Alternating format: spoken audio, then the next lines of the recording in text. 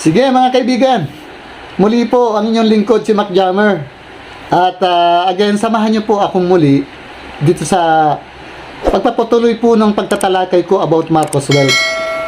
Di po ba nung last video ko, naipangako ko na ang pag-uusapan naman natin ngayon ay kung paano at kailan natin makakamtan or mapapakinabangan yung sinasabi na yung kayamanan ng Marcos na inilaan sa mamamayang Pilipino.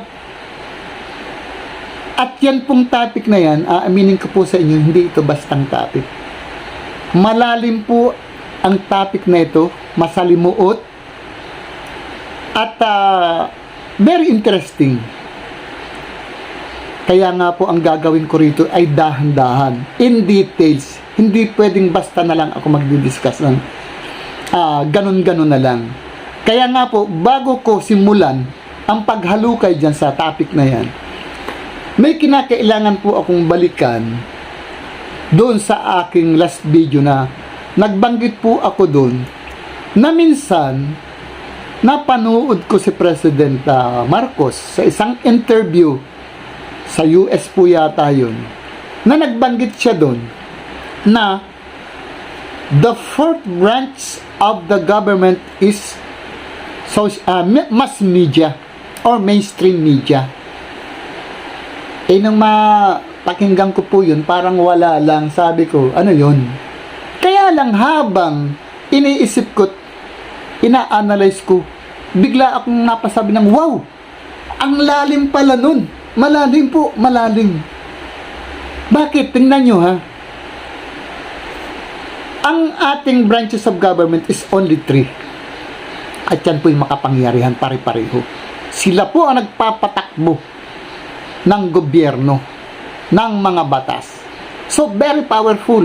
Ba't ihahanay mo dyan yung social media? Yung mass media. Mamaya malalaman po natin. Isa-isahin muna nga po natin yung 3 branches. Unahin po natin yung legislative. Sa pagkaalam ko po ang legislative ay nahahati sa 2. Kaya bicameral ang tawag dyan eh. Meron tinatawag na upper house and lower house. Yung upper house ay binubuo ng 24 senators at ang pinaka-head po niyan, yung sinasabi nilang Senate President.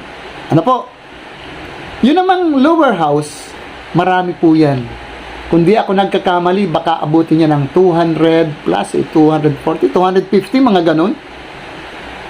At ang pinanggagalingan po niyan, yan po yung mga representative yan, 2 sektor. Yung pong district representative at yun pong party list. Yan. Ang head naman po dyan, yung Speaker of the House. At ang function nila ay gumawa ng batas. Po ba? At sila rin po ang gumagawa ng budget.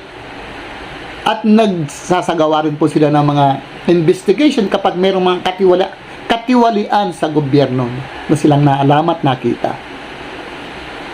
At ngayon, ang lahat ng mga batas po ay kanilang paaprubahan. Saan? Doon naman po sa Executive Department. Na kung saan, ando doon po yung presidente na siya po yung sasabihin nating the highest person, the most powerful person in the country. Yan po yung presidente. Meron naman po siyang mga gabinete, mga tinatawag na secretaries, undersecretaries, sa bawat departamento na siyang nagpapatakbo po ng ating gobyerno. Andyan po yung health, education, transportation, DENR, agriculture, ang dami po niyan eh. Lahat po yan, sila ang nagpapatakbo, under po yan ng presidente. Ang military, under po yan, kasi ang presidente ang chief of staff. At ang mga batas na ginagawa po ng legislative, dadaan po yan sa executive, sa presidente. At doon, pwedeng aproban, pwedeng hindi ng presidente. Kung sa panlasa niya, sa tingin niya, hindi ito maganda, hindi po niya na-approve. Maaaring baguhin nila or hindi na lang makapasa. Ganon din po sa budget, ang nag-approve po niya na yung presidente. Okay po? Ngayon, yung mga batas na naipasa na, Yan naman po ngayon ang trabaho ng judiciary, yung pangatlo. Judicial Department. Sila naman po ang mag-i-interpret at mag-i-implement ng mga naipasang batas. Ang bumubuo naman po dyan ay yung Korte Suprema, yung mga judges po yan. Meron din po yung pinakamataas dyan. Sila po yung mga abogado. So, yan po yung aking kaunting kaalaman pagdating po dyan sa tinatawag natin 3 branches of the government. At ang pagkaalam ko, meron po silang tinatawag na co-equal power. Hindi po pwedeng sapawan ng isa yung isa kasi pare-pareho lang sila, may equality. Kaya lang, meron po yung mga kung paano magiging system nila para magkaroon ng connection ng bawat isa. Ano po? Ngayon, balik tayo doon sa mass media. Kaya ko nasabing, nako, kahit pala parang joke lang kay President Marcos, grabe, may sense. Iba talaga ang utak ni President Marcos. Napakatalino talaga. Very sensible. Bakit? Powerful po ang mass media. Kung may power ng executive, legislative, judiciary, mas matindi po ang power ng mass media. Kung atin pong titingnan at i-analyze. Bakit? Ang mga namumuno sa gobyerno, kaya po niyan tirahin. Kapag nakita ng media na matinding katiwalaan ang ginagawa mo, nakuyari ka sa media. Di po ba ganun? Kaya maraming mga politiko takot sa media Nalaman nilang, taga-media po ako. Ay, hindi sila basta, makapalag na. Kasi kung may ginagawa silang mali, patay sila. Pero kung wala naman, ay hindi naman natatakot yung mga yan. Kasi malinis ka Ang natatakot dyan, yung may ginagawa. Tama po? Kaya, ang mass media, ang role niya napakalaki. Sobrang laki ng ginagampanan niyang role sa ekonomiya, sa mamamayang Pilipino, sa ating bansa.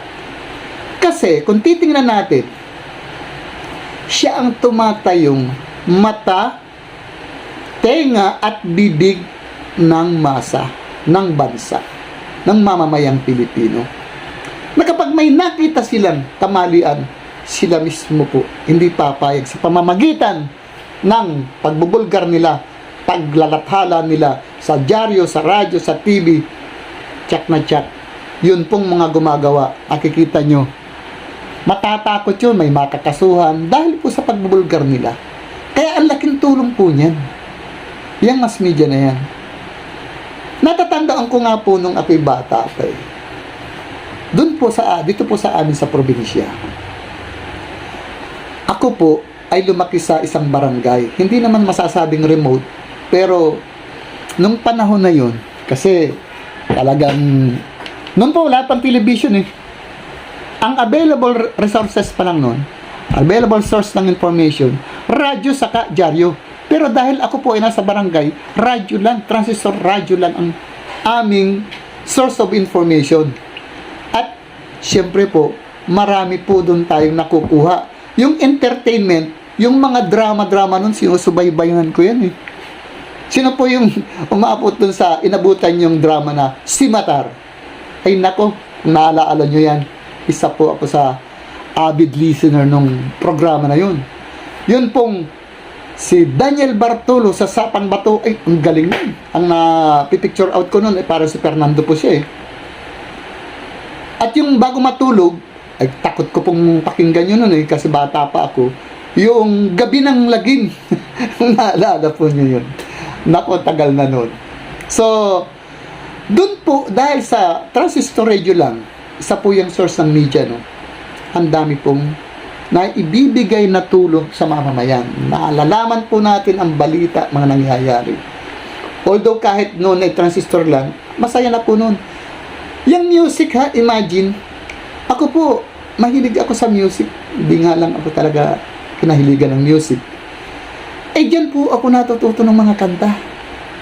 Diyan ko po naririnig yung mga paborito kong mga idol kong mga singer. Yan po. Kaya grabe ang idinudulot na kagandahan niya sa mamamayan. Ngayon, nung lumabas na po ang TV, lalo na. Talagang kita mo naman kahit pagod ka sa trabaho, marirelax ka dahil manunood ka lang.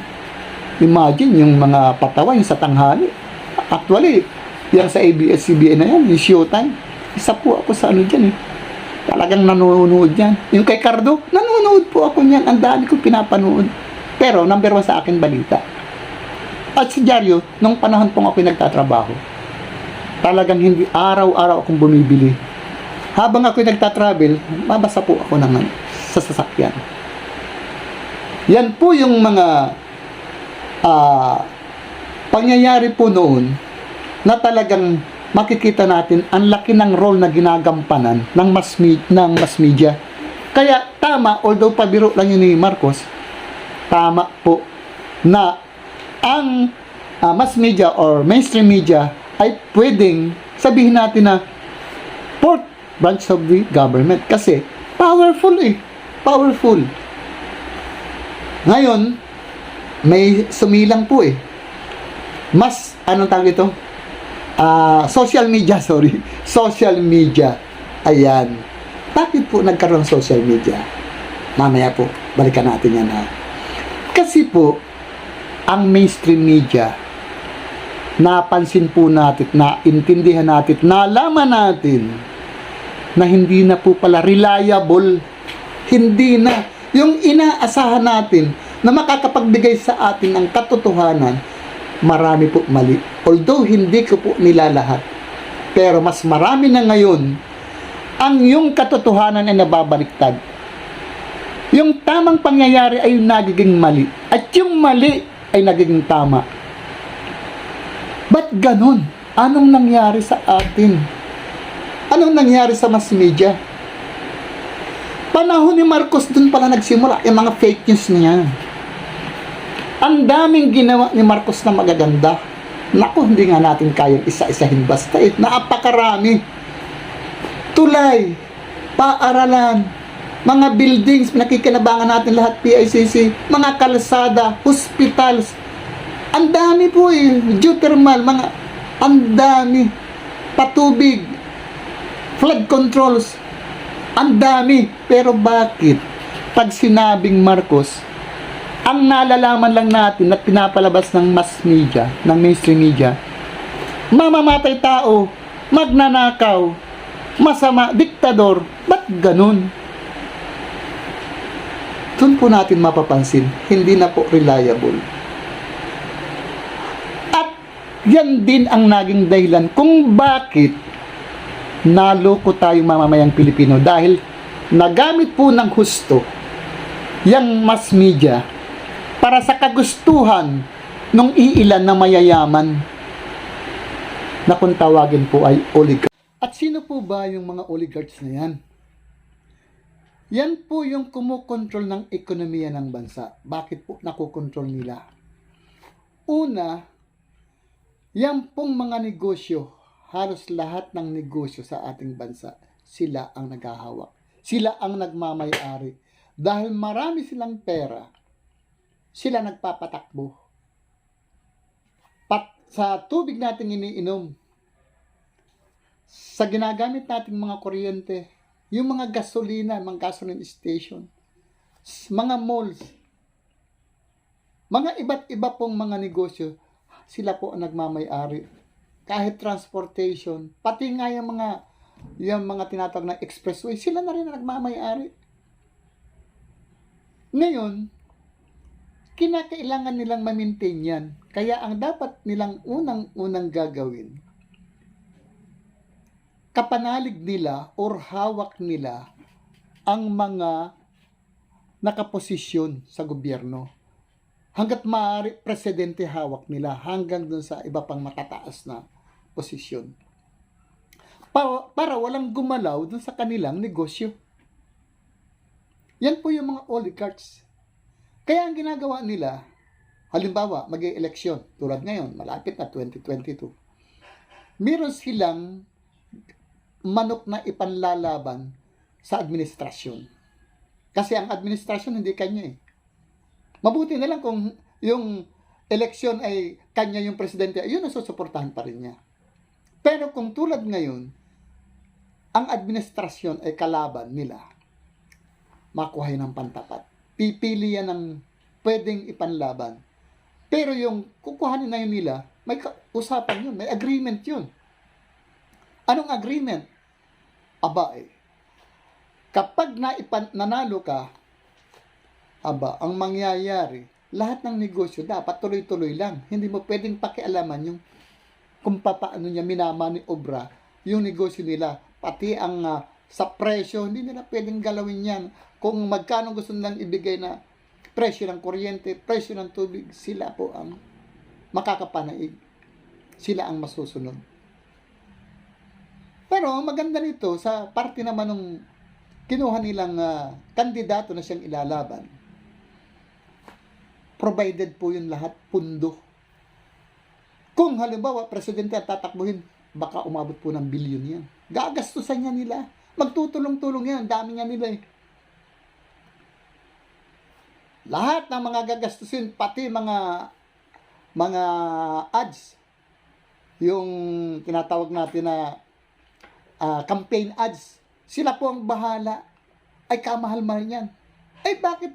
Walang problema sa kanila yung TV station, radio station, mga dyaryo, kanila yan. Lahat ng palalabasin dyan, puro propaganda para sa kanilang kandidato. At yun namang kalaban, ay kawawa yan. Talagang ang dami niyang gagawin ng mga paninira. Nakita na po natin yung nakaraan, 2016. Di po ba ganito eh?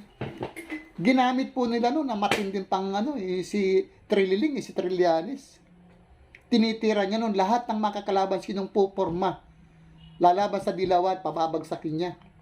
Unang pinabagsak niya noon si Binay. Lahat ng alam nilang lalaban sa Dilaw, lalaban dun sa manok ng oligarchs, pababagsakin. Kaya nung biglang mag-declare, hindi sila nakakaporma nun kasi di akalain na si President Duterte tatakbo noong 2016, binigla sila. Matalino talaga si President Duterte. Ni-strategize niya kung paano yung tama. Kasi kung siya'y nagpaalam ka kaagad na tatakbo, ay gigibain siya, ay huli na, giniba ni Trillanes. Pinagbintangan ng billion-billion ang nasa bangkong pera. Pero lahat bogus, lahat bogus. Pero ito yung masistika doon. Matindi ang mga campaign ads nila, yung kay Marojas na yan, lahat ng mga dilaw. Galing. Kasi libre yan eh. Libre yan. Dahil yung financier nila, ang magagastos dyan. Ngayon neto, si President Duterte, nagbayad ng isang ads niya, campaign ads, sa ABS-CBN, nagkakahalagang, kung di ako nagkakamali, 2 million. Ang nakakapagtaka doon, bakit hindi ipinapalabas? Instead, ang ipinalalabas, isang paninira kay Duterte, ginamit pa bata. Samantalang, nung mapanood ko yung hindi pinalabas na yun, si Robin Padilla at si President Duterte ang gumawa nun. Napakaganda. At makatotohanan. Kung ano talaga yung ginawa ngayon ni President Duterte, yun yung kanyang para sinasabi niyang platform of government. Totoo yun, ang galing pero hindi pinalabas. Anong nangyari? Siyempre nagalit si President Duterte, pero yan po ang ginagawa nila. Talagang lahat ng makakalaban ng kakampi nila, pababagsakin nila kasi mayaman sila. So, ang kapalit nun kapag nanalo, ayun na. Ang kawawa ang ating bansa, ang taong bayan. Sila ang nagmamaniobra. Sinong kawawa? Tayong mamamayang Pilipino. Tayo yung kinakawawa. Ang ginamit, politiko, mainstream media. Paano yung mga nasa mainstream media, yung mga journalist na yan, samantalang ang pinag-aralan nila, although hindi ako po journalist, hindi ko rin masyadong alam about journalism, hindi ako masyadong alam. Ang nalalaman ko lang, dapat kung ikaw isang journalist, magbabalita ka, dapat hindi ka bias, dapat parehas ka, wala kang kinakampihan, dapat lumabas yung katotohanan. Pero anong nangyari? Anong nangyari na ngayon? Bakit na iba na? Pero kung titingnan po natin, ganito itong mga empleyado, yung mga anchorman, yung mga reporter, wala silang magagawa. Bakit? Hawak sila nung kanilang amo kasi ang may-ari ng mga network, radio station, ay mga newspaper na yun, ang kumpanya ng newspaper, ay mga oligarchs na nga. Ngayon, siyempre, yung editor, yung mga empleyado dyan, instructed na kung ano lang ang dapat ibabalita, na dapat ay papabor sa kanila at papabagsak sa kalaban. So, yan ang nangyayari. Di po ba? Ganun na nangyayari. Kaya, doon na po lumalabas yung fake news, doon na nagagamit ng gusto itong mainstream media sa isang malaking kasinungalingan na ang nagiging kawawa, nagsasaper tayong mamamayang Pilipino. Lahat po yun may pakinabang. Ang gagawin ng anchorman, ng reporter, sa ayaw at sa gusto nila, susunod sila. Bakit? Mawawalan silang trabaho. At ang isang maganda pa nun, may bonus ka. Sa bawat issue, bawat topic na ipapagawa sa iyo, meron ka. Siyempre, o di ang ganda, sinong nakikinabang? Sila. Sila yung nakikinabang. Kaya po, grabe, tingnan mo ha, bigyan natin ng kaunting kwento. Yung pangyayari kay President Marcos sa kay President Duterte, parang pareho, nagkakapareho na. Nung panahon ng President Marcos, ang inilalabas lang, mga kabulukan, pinasasama pa nila. Ngayon, ganun na rin ulit. Marami na rin ginawa po si President Duterte, mga build. Bakit hindi yan nila inilalabas para pag-usapan na, wow, ang daming pinagagawa ni President Duterte. Anong pinalalabas? Iba, nagsusumbong pa sa ICC. War on drug, pabalik-balik sila dyan. Maraming pinatay, dinadagdagan nila. Samantalang, kaya napatay, ay lumaban normal. Tingnan mo, tahimik tayo ngayon, pero hindi yun ang binabalita nila. Napakagulo natin, nakakatakot sa bansang Pilipinas. Maling-mali. Ay naku, ayawan ko na ba anong nangyayari sa atin. Kaya lang, salamat, meron na tayong social media. Kaya po yun yung sinasabi ko. Ang laki ng role din ng ginagampanan ng social media ngayon. Inilalabas naman niya ngayon mga katotohanan. Yan naman ngayon. Ang maganda rito sa social media, tulad ko ha, ito, ako'y para ng sino ba naman ako? Naglakas loob lang na parang, naku, kinakailangan kong makialam. Kasi marami na talaga, malala na, kinakailangan kahit papaano makatulong man lang ako na mailabas yung katotohanan. So ito po yung ginagawa ko ngayon. Wala pong nagsasabi sa akin, o babayaran kita. Walang ganun. Wala po akong nagtulag sa akin dito para gawin ko ito para babayaran ako. Wala po. Kasi po, tingnan mo ha ito.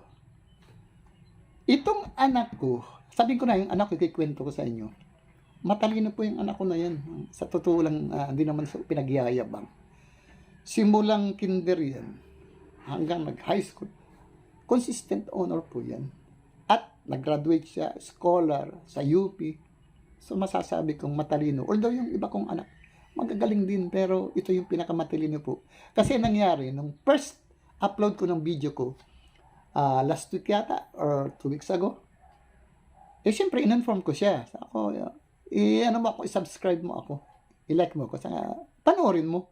Nakakatawa yung comment Fake news. Ako, yan? Siyempre, hindi naman kami pwedeng mag-away. Mag-ama kami. Sabi niya, Papa, matagal akong researcher doon sa company namin. Kilala ko yan. Kaya, mali yung sinasabi mo. Anong magagawa ko na lang? Hindi naman pwede akong magalit sa kanya. Bakit? Yun ang itinuro sa eskwelahan Yun ang natutunan nila. Yung sinasabi niya, totoo yun, tama. Yun ang naalaman niya. Pero ito sana mapanood ulit ito ng anak ko. At saka yung mga kabataan, ng mga millennials na tulad niya, na ang paniniwala si Marcos ay masama. O kahit yung mga matatanda na hanggang ngayon tulog pa rin, na hindi pa rin nag-aalam na malaking fake news na ang nangyayaring nalalaman natin noong mga binalita noon. Noong 1986, pagpalit pala ni Cory Aquino, isinagawa kaagad nila ay ang pagpapalit ng mga textbook, ng mga aklat.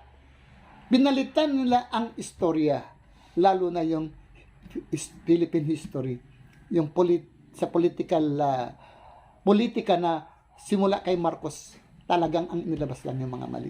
Yung mga ginawa niya, yung kung paano niya pinabagsak ang bansang Pilipinas, pinagbibenta nila, pinag-privatize, hindi po yun na nalathala.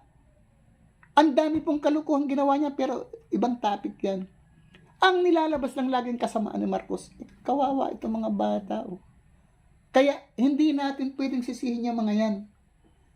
Kasi yun ang natutuhan nila, yun ang pinag-aralan nila.